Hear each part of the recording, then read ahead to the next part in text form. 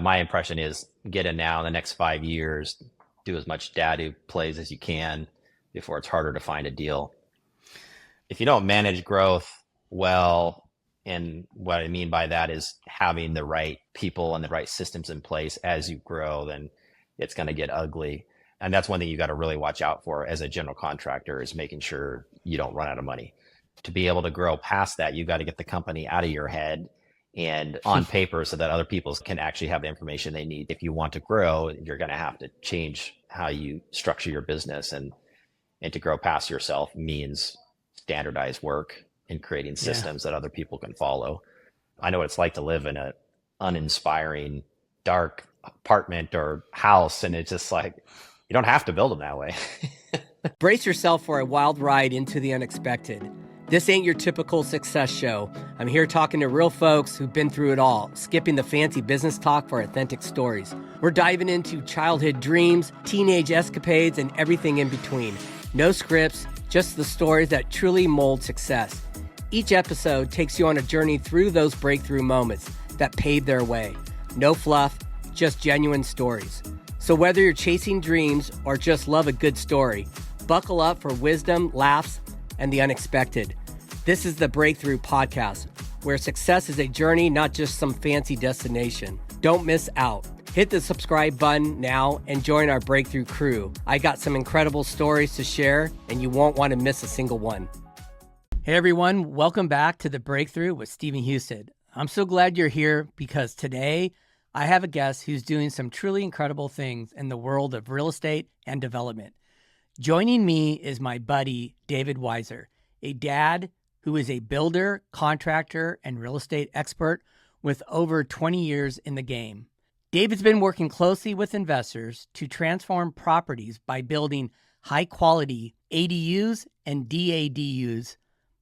He's mastered everything from feasibility studies to construction and has a knack for simplifying what could be a complicated process. In this episode, we're diving into David's journey, his thoughts on the future of real estate in Seattle, and how he's managed to scale his business while keeping every project efficient and client-focused. Plus, he's sharing tips for anyone looking to step into the world of ADU development. Oh, and trust me, you don't want to miss the part where he talks about the adventurous side, from flying planes to boating in Puget Sound with his daughters. This conversation is packed with value and inspiration, so let's get into it. Yeah. How's everything going?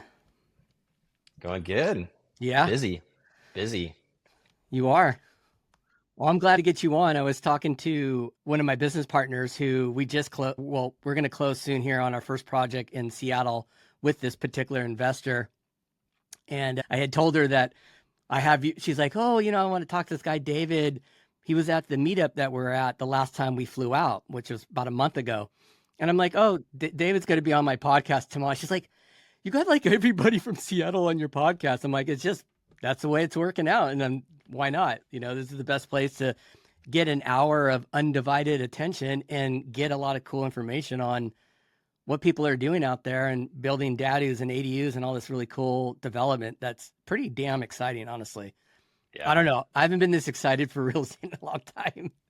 So yeah, that's awesome. It's a good time with the real estate market in Seattle, and it's one of those things where now is the time to jump in because it's not going to last forever as far as the ADU game. So, what do you think about that timeline? I would say, we probably have like a 5 to 10 year window here as far as capitalizing on the DADU game. One thing that you're going to want to get ahead of is just the general public starting to have an understanding of, oh, I've got a backyard. I could, can raise the price of my property because I know some investor is going to want to put an ADU on it. So right now we're at the beginning stages of a lot of this development, and over time, homeowners will become more aware of the game. And my assumption is that property prices are going to go up, and it'll be a little harder to make these investments pencil as well. So anyways, yeah, my impression is get in now in the next 5 years, do as much DADU plays as you can before it's harder to find a deal. Let's give the audience a little bit of backstory on what you do and how you're involved in this particular strategy. So what do you do on a daily basis? Yeah, well, I'm a data builder. I primarily work with investors. A lot of my clients are real estate investors. A lot of my clients work at either Amazon or Microsoft. They got really good paying tech jobs, and they're just getting into the real estate investment game. And so a lot of these data plays are really great entry level real estate investments outside of doing a flip as far as development goes. And so anyway, so I work with those clients to build their DADUs. So our clients are going out buying single family residential homes, and then we're building their DADUs on the back. And typically they're condoizing those lots and then selling both off separate. Some of them are holding them and renting them both out. And then a lot of them just turn around, sell them, and then do the next project. So I've streamlined our process for investors. So we make it super easy, turnkey. If they want to put a dadu on their lot from A to Z, we've got everything covered. So we take care of the initial feasibility, making sure they can actually build on the lot and everything checks out from a code standpoint. And then if feasibility checks out, then we help with the entire permitting process. And we have models that they can choose from, in-house models that they can choose from. And we do all the permitting and then get it built, all the utility hookups, everything ready to go. And we got finished packages that investors can choose from. So they literally can just choose a finished package, and all I got to do is just sign and we get it done. We make it super easy. Do you think this strategy is easy for a beginner investor? Like, because you brought up that they come from Amazon, they have a tech job. So they're technically working a W-2. They're doing this strategy. Do you feel like it's a good entry and that they can pull it off without having a lot of knowledge? Yeah, no, I think they do. So, I mean, just like with the construction industry and then even with the real estate industry, you got to have the right people on your team and be working with the right people that are going to lead you down the right path. So, like if you're working with a real estate agent that's going to sell you a lemon of a property and you don't have that knowledge, I mean, there's going to be risk there, right? When it comes to the construction side, if you're shooting in the dark as far as a contractor goes and it's a contract that's going to take advantage of you, then, there's a lot of risk there. But if you get in the right networks and have the right referrals and you have good contractors that are trustworthy, have been proven to be trustworthy, and you've got good real estate agents that are trustworthy, you can't go into these things blind. But if you have those right people on your team, there's a lot of it's taken care of. And again, you got to understand what you're investing in and understand the key components, such as wisdom. But yeah, I mean, our clients can just be very new to the game and we can execute well for them, and they do really well, and they literally just sit back and watch. So yeah, and it's definitely, I know it sounds like a broken record to say it all the time, but your team, no matter if you're doing ADUs or DADU plays, development, it really boils down to that in general in real estate is your team. Yep. If you have two bad components on your team, it almost snowballs into just a really bad situation across the board. And I've realized that out in Seattle. I've told this before. I wasn't planning on investing out in Seattle, but I started to meet some people at Bigger Pockets conference, had them on my podcast, and started hearing little bits and pieces. And so then I started, I talked to some local agents that are doing, ADU and DADU plays. And then I talked to wholesaler, and then I talked to another contract. And then I'm like, okay, wait a minute. I know everybody out there now. I got a team. Yep. So this is a much smoother process when you have everybody that's really been through it and been through all the bad things too, which is the key, and learning all those little things, about oil tanks, how to decommission an oil tank, trees, all these little nuances that you have to kind of look into when you want to go down this path. And so having those right people that have gone through it and the contractors as well that have done enough of them that they know what they're looking at and how to approach it. Now, like when I first reached out to you, you had a feasibility study, I would say a rough draft within 24 hours to me. Like I already knew kind of what I could do on the project that we're going to be involved in together. So, that was really valuable. So it gives us some time to make quick decisions to move forward on that project and get things moving. So definitely the team scenario is really huge. When did you first get into the game of making ADUs and DADUs? DADUs, or do you do ADUs as well? Just DADUs. And I mean, sometimes it can be synonymous, but when you say ADU, you're talking about attached ADU. We just do detached ADUs. And I got in the game I've been a contractor been in business 13 years, but the daddy portion was in the last 3 years. So we started like right in 2020, like during the pandemic. And so I just started doing daddies because I was just seeing the trend. And so prior to that, the decade before that, I did commercial construction, primarily tenant improvements. So we built out primarily medical clinics, doctor clinics, veterinarian clinics, things like that. So I did that for 10 years and then started to do these ADUs as well because I had so many friends asking me about ADUs. It was constant. People were like, "Hey, do you know anything about building ADUs?" And so I just started to see that it was a pretty common thread in the community.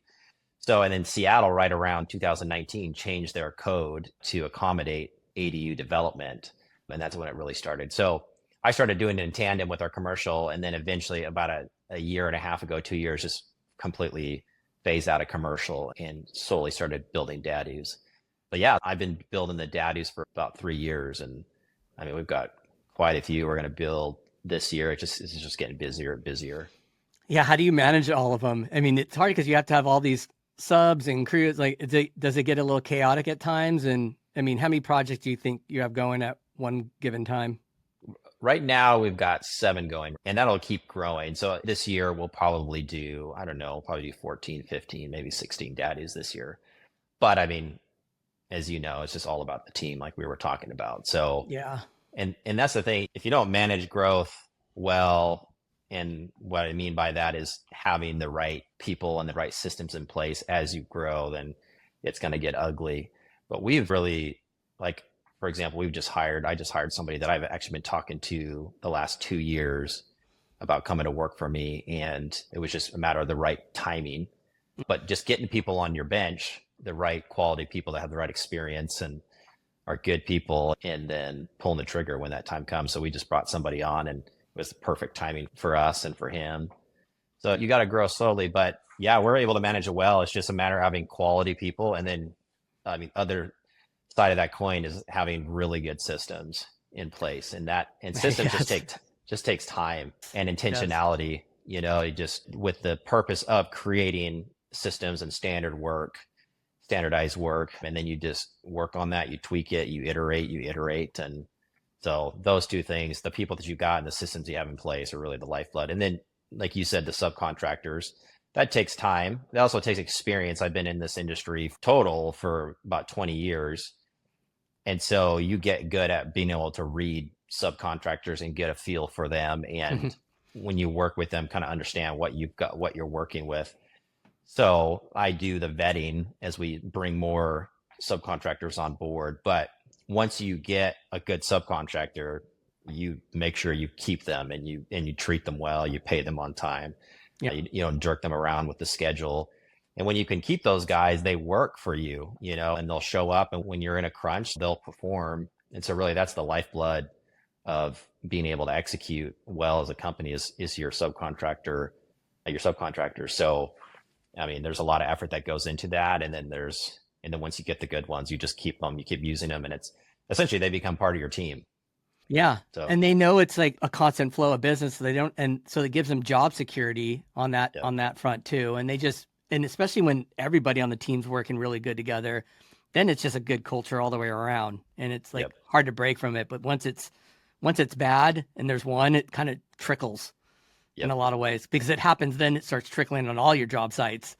Then you start yep. catching it, and you're like, okay, we got to get rid of this one particular person and go find the next one that's going to fit in the team. And you brought up a really good point about systems, because it is the same systems for the contractor side and systems for the investor side.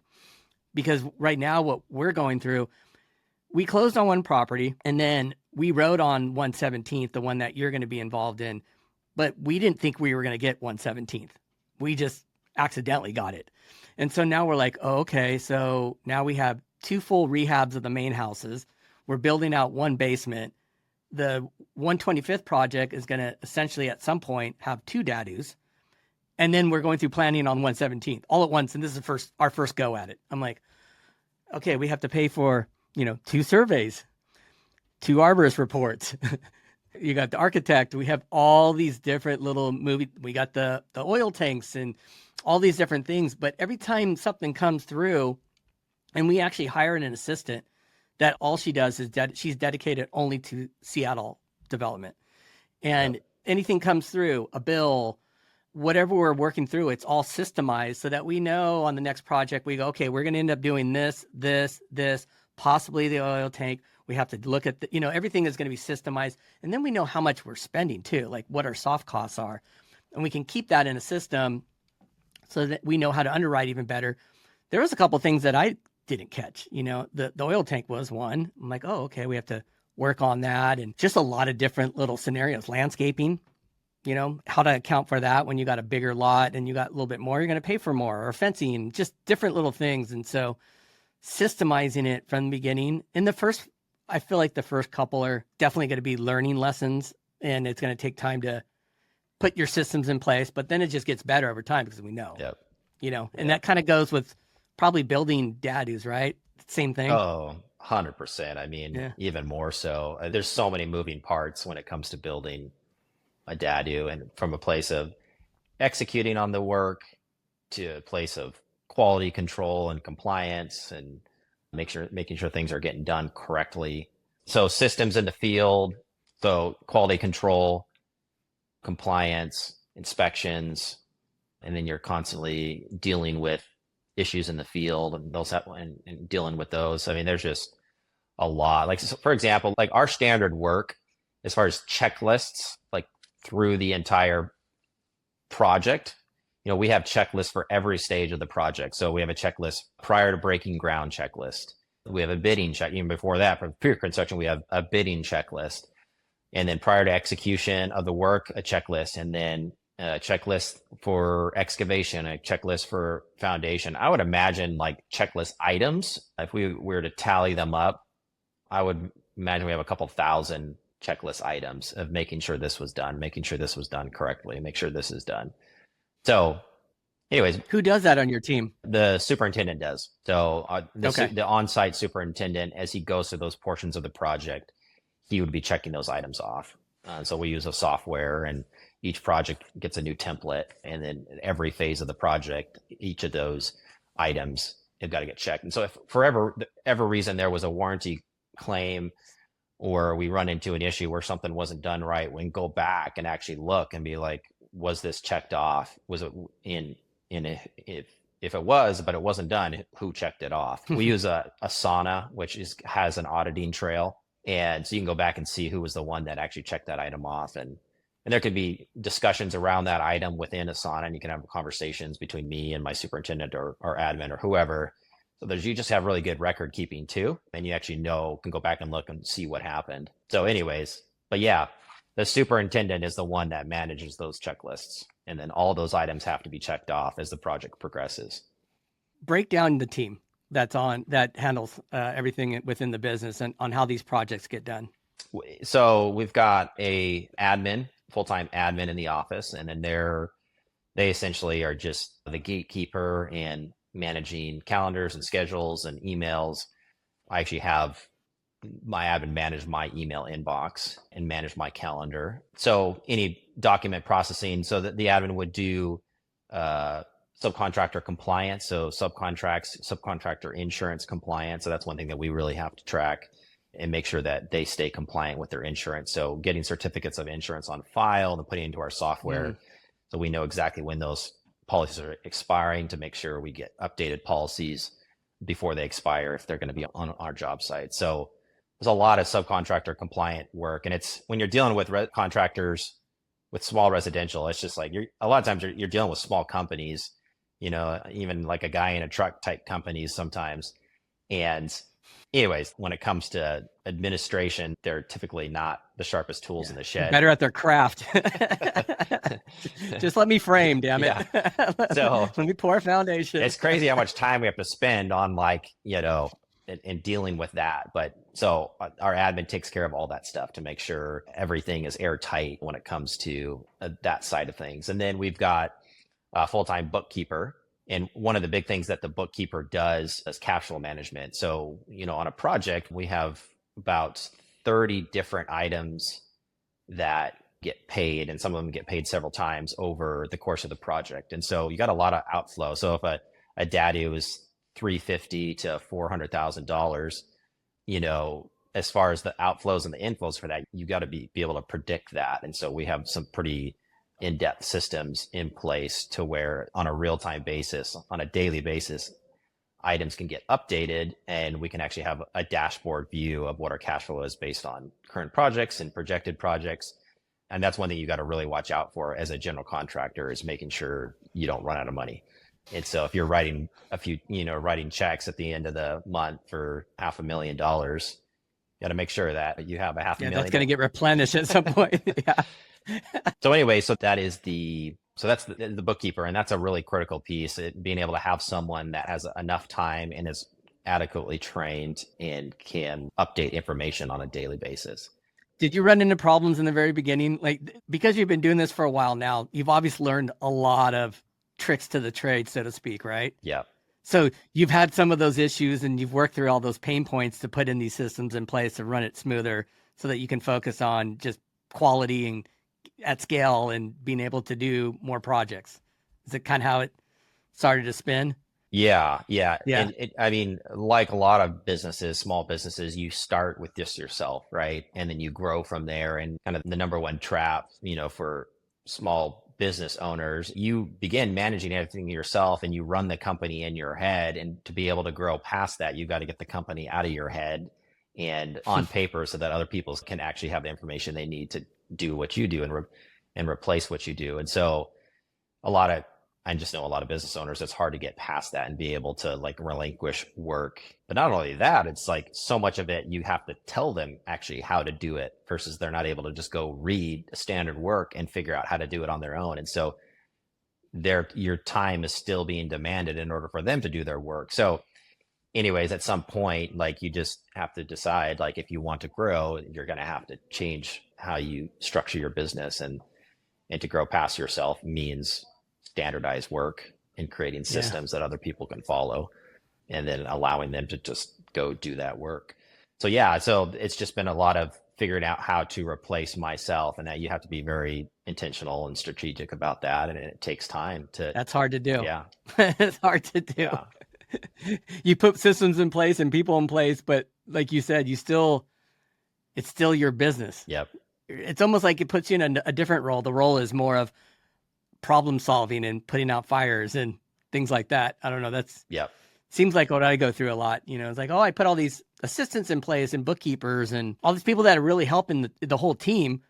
But then I'm still like overseeing the whole scenario and working on all the problems. Yep. Because it comes to me either way. But that kind of the next step for that for me has been, and that's when it comes down to actually training and retaining good people, right? Because eventually, if those people are with you long enough, they can be able to think for themselves and think and act in a way where they would know how you would act. And so that takes time, and there is going to be a level of hand holding. But if you work with somebody long enough and they get enough experience with you, then they can actually start to make a lot of those decisions on themselves. So that's one thing I'm doing right now with some of those on my team is like, I need you to start making these decisions on your own without asking me. Mm-hmm. And if they end up not being the best decisions, we can go over that, but I've given you full license to make those decisions. And if it ends up being not what I would have chosen, like, you're not going to be in trouble because I've told you to just make the decision and don't ask me. And so I'm kind of in that phase of starting to go down that path. But yeah, at some point, your people got to be able to operate on their own. And so definitely, I mean, that's what you want to get them to. And then you can go focus on some of the bigger things and whatever the goals are within the business that you want to achieve. What is your favorite part of building when it comes to building a DADU? Like, what part of it are you like, do you get really excited about? Design? What's your favorite part of it? It's such an interesting development in itself, right? Yeah. You get drawings, you look at the drawings, and it's like, okay, it's the drawings, but it's a whole different story once it's built. Yeah. And just the way it looks. So what is your favorite part? I love seeing things come out of the ground. Like that's just anytime I see production happening, I'm just like, I love it. So for me, like the first part of like excavation As soon as a hole goes in the ground, I'll go out there and just walk around in the, in the hole and the trenches. I love that portion of it. And it just, as things progress, so it's the excavation. And then once then you do the foundation. To me, that's not as exciting. But then once the frame goes up, I just love, That's cool. yeah, I love the framing. Yeah. And that's a part that I really enjoy. And then for whatever reason, like once the frame has gone up, once drywall goes in, there's something about going in and like the smell and the humidity and the drywall's in. So now you can actually get the feel for how the space feels. Yeah. Just Yeah. like for some reason, the drywall or the taping phase, the mudding phase, I just love. There's something nostalgic about it. And then after that's all done, as soon as finishes start going in, that's really fun. Once you get paint and the flooring goes in and you just get to feel how the space feels. But I love just seeing work happen. I mean, the planning phase is fun. The design phase is fun. For us, we do build a lot of the same DADUs over again. So I've already gone through the design phase. And so we're reusing a lot of designs, but yeah, I just love seeing things come out of the ground. But the design phase, when we design some of these DADUs, I mean, I put a lot of thought and intentionality into it as far as the end user and what people really want and what they need and what's going to make for a really nice home. Some people design DADUs, I mean, they're just like cracker boxes. The things are ugly and they're just awkward. And I've seen some. yeah, and you're just like, I would never want to live here. And so just the way our DADUs flow and the ceiling heights and the window placements and the natural light, especially being in Washington, natural light is a big deal. Thinking through all those things, it just makes for a really nice place to live. And to me, there's something really satisfying knowing that whoever's going to be living in there for the next 50, 100 years, they're actually going to, that's going to be something that's going to provide a lot of value and bless them. I know what it's like to live in an uninspiring, dark apartment or house. And it's just like, you don't have to build them that way. No, especially in Seattle. I mean, you got some bad weather there for a few months there. So Yeah. you need to have something light and bright to cheer you up when that sun does come out. So that totally makes sense. I don't know if you know this, but our agent, Ian Love, Yeah. his data that he just finished, we're using his design for 1/17th. so Yeah. Okay. Got it. Yeah. Yeah. It just kind of worked that way because we brought it up to Jacqueline because we were going back and forth with that lot from the information we found and that issue with the tree that was on our 80% on our lot, 20% on the neighbors. And they're like, you can cut it down. And it's like, then we got into this back and forth. And then finally, between Jacqueline and me and Ian, we just decided to build his, and his was a 2-2. And he's like, look, it's going to fit good on the lot. It's going to go good with the neighborhood. Let's just move it forward. So I'm like, okay. And I saw it in person. So I knew I liked the look of it. But there's a lot of really cool designs. And I've seen some really awesome ones recently where on the 2-story part, they're pushing out what I would say would probably be the primary bedroom. And they're like pushing out by the window to grab more. Oh, yeah. Yeah. Far, I guess. Yeah. Floor area ratio. Yeah. I'm learning more and more about that part too. Like just you can tweak out just a little bit to get a little bit more square footage. Yeah. What are your little tricks there? Well, in Seattle, they don't use FAR. So FAR stands for floor area ratio. And a lot of jurisdictions have FAR code. Seattle doesn't. So in Seattle, it's just ground coverage or lot coverage. So in most zones, you can have 35% lot coverage. So whatever the house takes up. So the house takes up 20%. Then you have another 15% for the DADU. Or most lots in Seattle, you have just enough space to get a full-size DADU on there. What is a full-size DADU? In Seattle right now, it's 1,000 square feet. 1,000 square feet, so livable. And so you can actually have a garage. The garage doesn't count against that, and you could have as much garage space as you want, but you're still limited to the lot coverage. So most homes with the lot coverage requirements, you're not going to be able to get more than a 1-car garage on there. So we have our model. It's called the Haas model. It's a 3-bedroom, 2.5 bath, 1-car garage. The footprint on that is 750 square feet.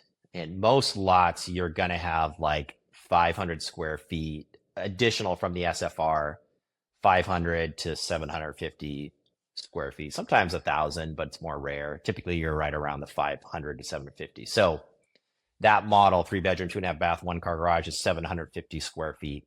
Say, for example, you only had 600 square foot of lot coverage allowable.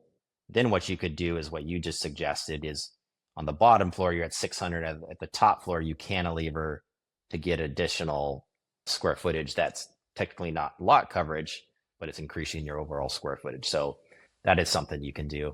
What's the other trick too you can do? I think that you can put a bike hook. Oh yeah, yep, yeah. You can there's a couple different. We haven't utilized that recently on projects, but if you get bike storage, you can get a little bit more square footage, and some of that kind of depends on your zoning and where you're at. But we actually haven't done that on any of ours. But I know of other investors that have been able to grab just a little bit more square footage based on the bus system and whether they have a bike rack and things like that. It seems like there's got some good changes happening soon here, and in 2025 in the summer, as far as building DADUs too. Yeah. 3 bedrooms, 2 baths, 1,500 square feet. That's massive. Yeah. It's going to be a big. That's huge. Yeah. That's so crazy. Yeah. That's what I want to hear. Now we got to go redesign all of our DADUs that we have. Yeah. Everyone's doing addition to their DADUs. Yeah. That's funny. Yeah, and then trying to get away from doing HOAs as well as having the DADU being in an HOA. Is that another thing that's on the table as well? I know that just came out, and I haven't fully reviewed it. So I got to look at that. I know in Seattle there really isn't. We haven't run almost all. I've never run into a DADU worthy property that was in an HOA. It's just rare in Seattle. A lot of other jurisdictions have HOAs. Like there's HOAs in Kirkland, Bellevue, but in Seattle proper, it's not really an issue. But yeah, I have yet. I know that just came out recently, like last week, and I have not fully reviewed it all as far as that portion of the HOA goes. So the one project, the first one we bought on 125th, that lot is a 12,500 square foot lot, 100 feet wide. And so, obviously we're building out the main house. We took the existing garage in the backyard that went right down the driveway, and we've tied that into the DADU scenario. I think you and I talked about that, and then you said, yeah, you never work off of existing garages. But that one we're building as big as we possibly can. And then we're planning now the anticipation of doing the 3-2 in between the single family. And we have such a big lot. I'm like, well, let's just wait, because we could obviously put a 3-2 with a 2-car garage at that spot. I mean, it's so big, and we don't have any issues with trees. There's one, but it's in the very back corner of the lot. So we're just going to quote unquote land bank it for the time being and wait for that to change. And we're going to hold the main house now. And our first intentions were to sell all these projects. Like we weren't going to keep anything, but now I think we're changing our tune and going to keep some of them. Yeah. And, you know what I mean? Just hold them, and we don't really care about, cash flow at this point. We just rather have the appreciation play more so. Yep. We've done all that in the Midwest. We get the cash flow there, but even that, I have to say this, but the cash flow in the Midwest, and just, I don't know, it's a kind of an interesting word to say, because you might get $200 to $400 in cash flow, but you're just one big major issue away from losing all that in a year, but that's not really the reason we're getting into all this. But what is your role in the very beginning with a designer or an architect? So there's two kind of modes that we follow. One, we'll get a client and they're not working with an architect and they're looking at buying a lot, and so we'll jump in. We'll actually help with feasibility and making sure they can actually build on the lot. And then from there, what's feasibility? What's feasibility for the audience to know what that term means? Yeah. So feasibility. So they're intending to put a DADU on the lot as an investment. So before they buy that lot, we're checking all the different things as far as code goes that would prohibit them to be able to build a DADU or fully utilize the lot to build a full-size DADU. So anything that could be a roadblock to the construction of the DADU, we'll look at those things. And there's about 30 different things that we look at to make sure. Because I mean, what are the roadblocks? What kind of roadblocks do you go through? Yeah. So for example, the main one first is the basic like lot coverage code. So it's like, if you're like an NR 1, 2, or 3, and your lot is over 5,000 square feet, you can have 35% lot coverage. So what we do is, and we could do this all from GIS maps, but we can go on and online, figure out what the lot size is, and then measure from satellite view, measure the footprint of the SFR, and then do the calculation and figure out, okay, so the SFR takes up 1,000 square feet of the lot. So say 35% lot coverage is 1,500 square feet. So the house is 1,000, means we got 500 left over. So we look at that. That's the first thing we look at, because there's a lot of lots that I look at and they only have like 250 square feet of additional lot coverage allowed. And so I know clients that are, they're about to move forward, they're about to close, and I do feasibility. I'm like, you're going to be building a very small DADU, and obviously that would be a deal killer. If you could only have like 200 square foot and you did 2 stories, that's a 400 square foot DADU. It's a little cabin. So that's the first thing we look at from a code standpoint, is we look at that.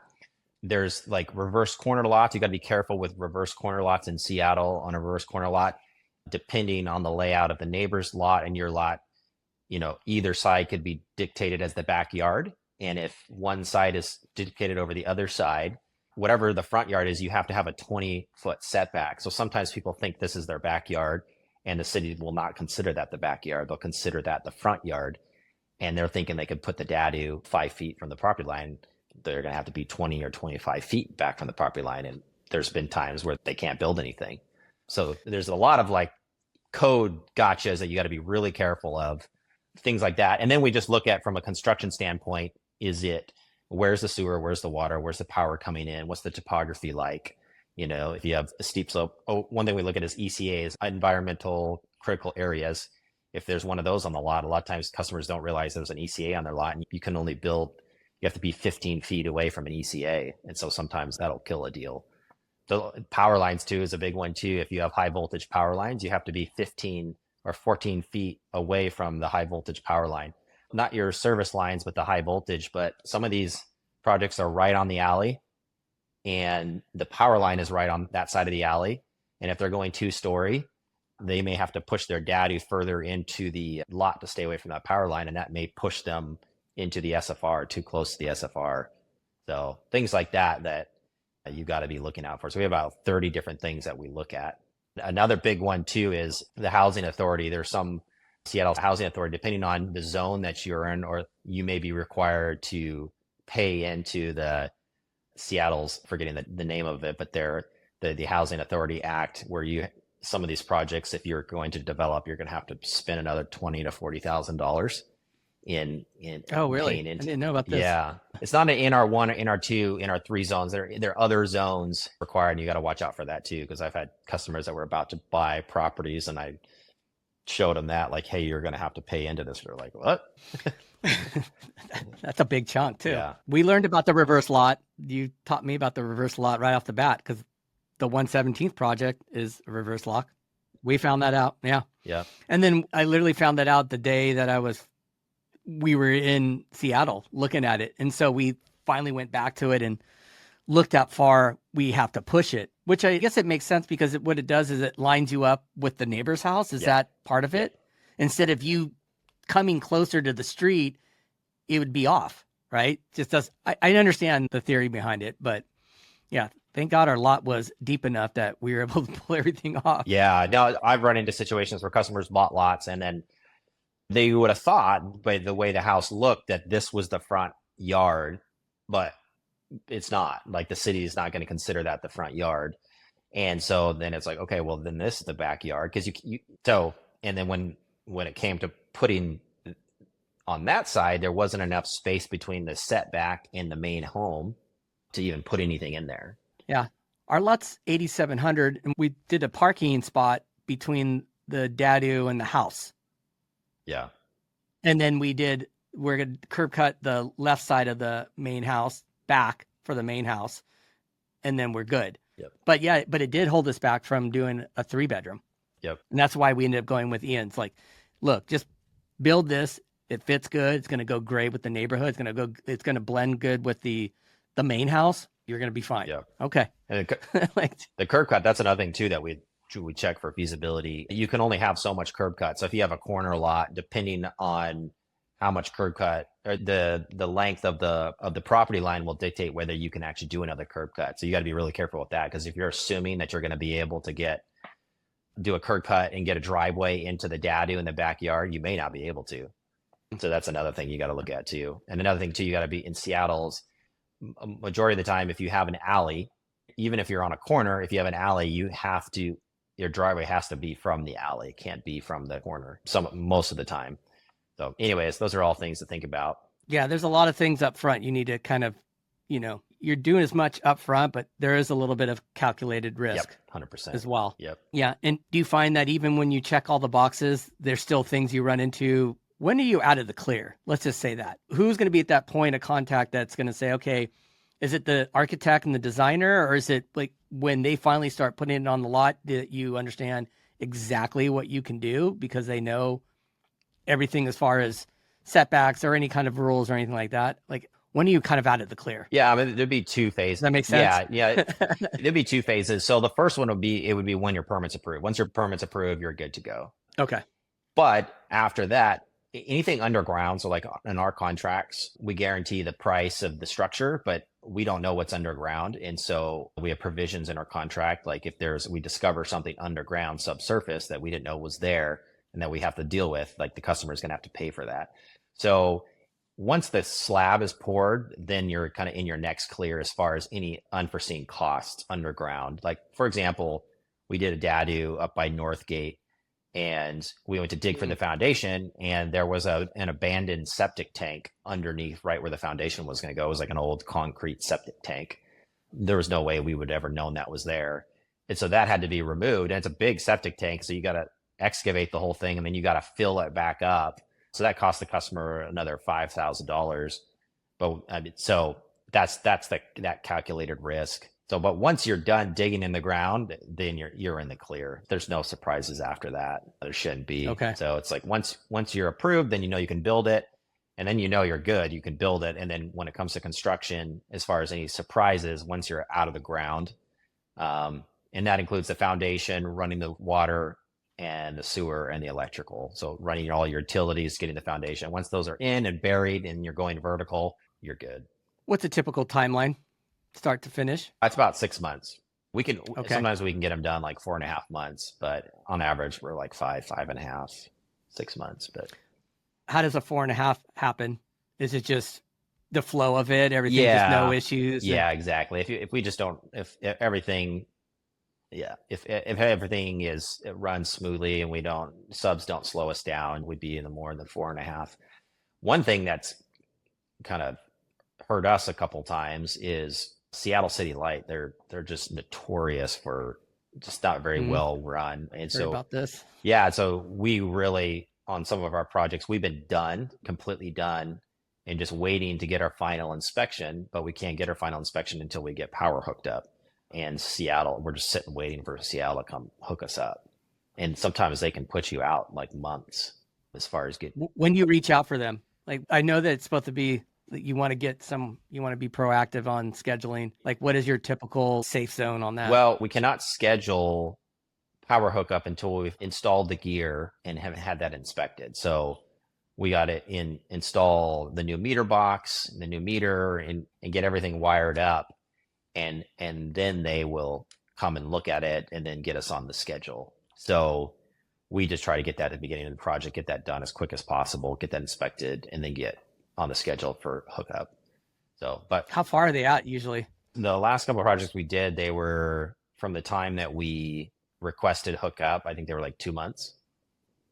Okay. Which is ridiculous. I mean, I've worked in other jurisdictions, like you can literally get a hookup the next day. That's great. It's so bad. It's just so bad. And you're waiting 2 months. It's like, and as far as when the electrical is all done, when are you done with the project from that point, typically? On that portion, when they come and the gear's in and they can inspect, we're probably about like 2 months into the project. And then so that leaves another like 3 to 4 months before the project's done. But I would say, I think on our last few projects, for whatever reason, the electrical didn't get approved until kind of like halfway through or more. And I think we actually waited like 3 months or more. Whatever the timing was, we were done. I don't remember the full timing, but we were done, and we literally waited a month to get hooked up. Okay. So we're very hyper vigilant, making sure we're not wasting a day. Like, we're applying for that service right away. We're getting that done. We're getting the gear in as fast as possible and then getting that inspected and then getting on their schedule. Yeah, because once again, you've learned the hard way, Yep. and then you have to revise and, figure out how to make this more efficient and smoother. Yeah. Just time is money for everybody Yeah. involved. Yeah. What are, as far as DADUs that are getting built right now, as far as aesthetics and like how they look, like what are you seeing right now that you really like, are like, oh, this is really cool, and different changes? I know I've been seeing some really upgraded ones that have been super cool, and come to find out, some of them have been done by like actual designers that own these particular DADUs. So are you seeing anything really cool that stands out that people are doing? I see a lot of cool stuff, DADUs and even, not DADUs. We're actually going to be adding to our interior finish package choices right now. So right now it's pretty basic. We typically have one interior finish package that customers can choose just to keep it simple, because then we can source all that stuff. So we work with the designer to find something that aesthetically looks really good and is trending, but also is reasonably affordable. There's products out there that look really good and meet the trends, but don't break the bank. So we're actually going to be have a couple different styles of looks, but you're seeing a lot of good stuff out there. Typically, like right now, we're going for like the lighter, airy tones, but I am starting to see some of that darker type of like cabinetry and darker wood looks and darker paint colors starting to come back in. We haven't incorporated any of that in our DADUs, but I'm starting to see some trends going that look good. Yeah. Where do you source all your material? Where is it? Is it pretty local? Where's it coming from for the most part? Yeah. So countertops would be local, flooring suppliers would be local. And like with the flooring, we're just going to make sure that's a product line that isn't going to be gone tomorrow and we can get an ample supply of it, that our suppliers actually keep that material in stock, versus having to order it from Georgia and have it actually manufactured and then shipped. And so if we can get a product that actually is readily available, that's good. So those flooring, countertops are local, cabinets are local. We use a company called Belmont. They're down in Kent, and they have a very massive warehouse, pretty high in operation. We can actually get cabinets sometimes in like 9 days. Oh, Just wow. unreal. Yeah. And then as far as like fixtures and things like plumbing fixtures and light fixtures, a lot of stuff that we order that online. So we'll order that from build.com. A lot of stuff we order from build.com. And there's a bunch of door hardware, and most of all of our door hardware and like bathroom hardware we order off of Amazon. So we just have all that stuff shipped, and it's all it's already all, we have, You've saved. yeah, all in list. Yeah. All we got to do is just go in there and just order it and click order and just order the same stuff over again. And it's super easy, super efficient. So I do that sometimes with my clients' listings.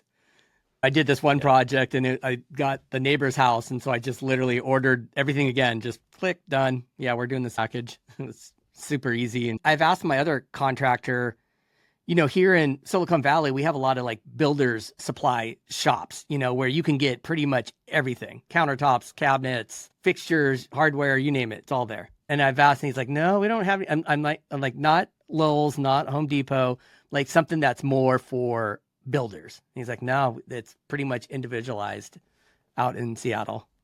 yeah, I've seen some of that stuff advertised before. I've never gone and looked at one of those shops, but like for us, as far as the design goes, we have a specific design and look. And then a lot of times those things are, just not normal things that people, are going to carry.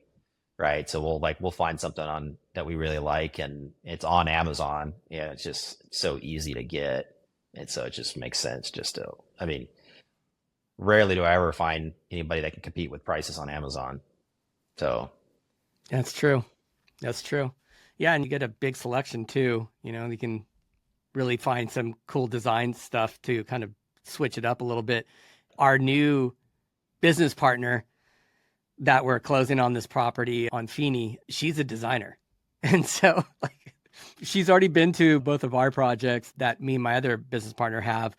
And it's funny. I'm like, oh, we're bringing in a whole nut, because she's looking at things in a whole different lens, everything. So it's been pretty interesting. And we're trying to build out how we are going to, look at stuff to, we want to design some that are more unique, but we'll see how that all plays out and the big picture. But yeah.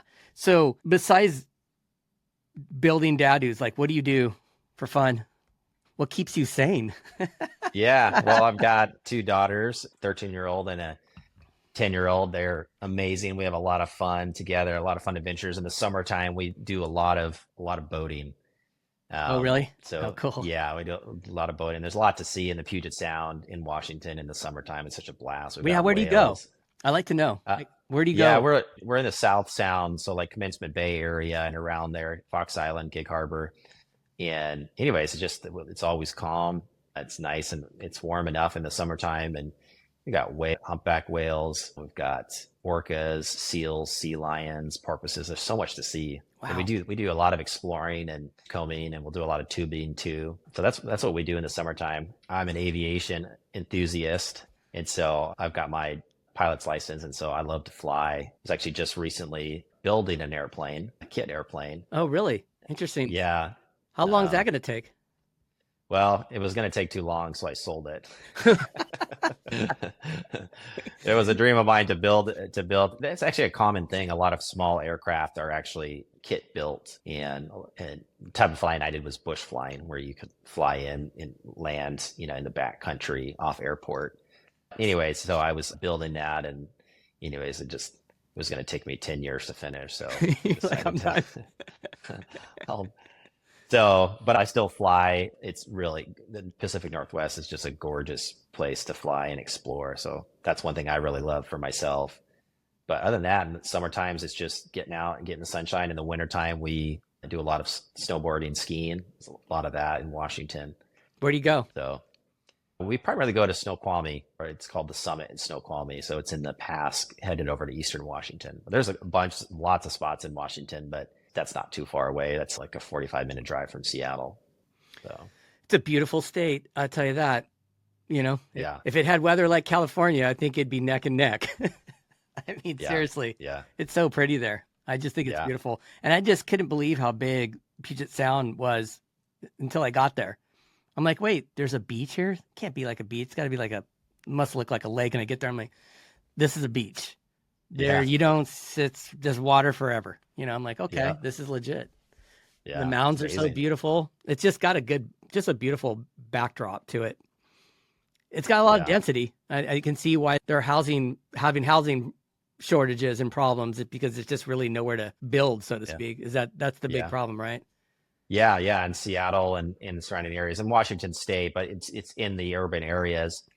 There's more people moving there than there are places to live. So that's Yeah. why the state has just been all over this. And that's why the DADU game is just an amazing play right now because the demand is there. Yeah. And you can still sell these things for, I mean, they're still considered affordable housing. You can sell these for a DADU on a condoized lot for 750, 850,000. And there's people that are just lining up to pay for that versus otherwise they'd be spending over $1 million for an old, you know, home that needs to be updated. With a And better so these, location, with a location. And do you think that because here in California, the whole living in someone's backyard is just a new concept, so to speak, to be able to buy something in the backyard? Everyone's like, I would never live in someone's backyard, which is interesting, but you buy a condo and live with, 20 people around you and doors everywhere and people walking by you. And that's okay. But, have a little bit of separation in a backyard in a great neighborhood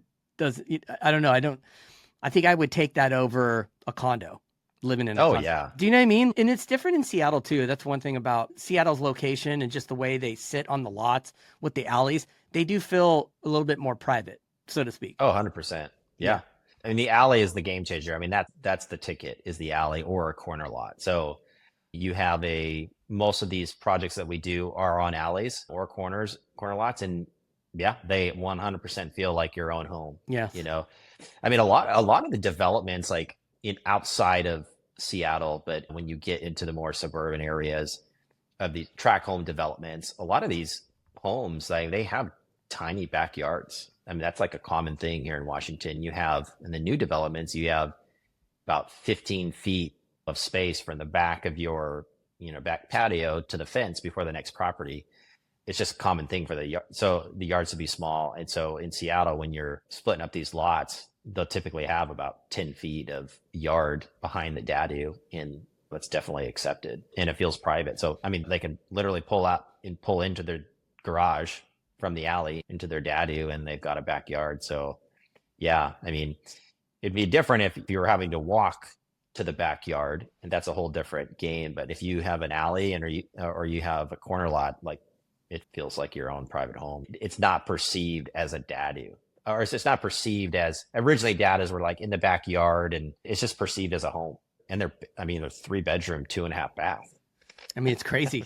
Yeah. I mean, and you get the right location, and you don't need all the maintenance of a yard. You get enough to, have a barbecue, have friends over, have your dog go outside, and you're good to go. You got the surroundings is where it's at. You got your parks and Puget Sound. I mean, it makes sense.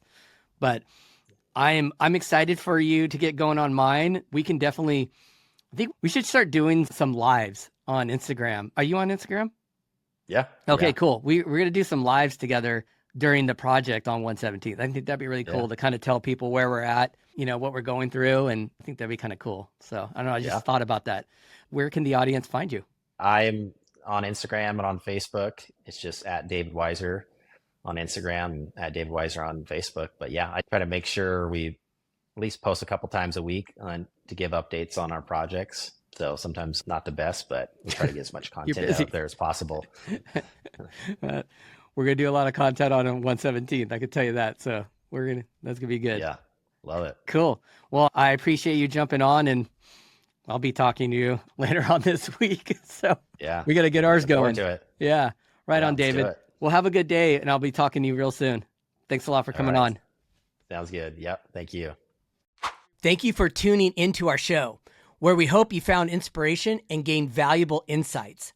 If you enjoyed this conversation and want to stay updated on our latest episodes, be sure to subscribe to our podcast and share it with others who might benefit from it. We appreciate your support and look forward to bringing you more candid conversations and breakthrough moments in the future. Until next time, take care and keep exploring new ideas and strategies.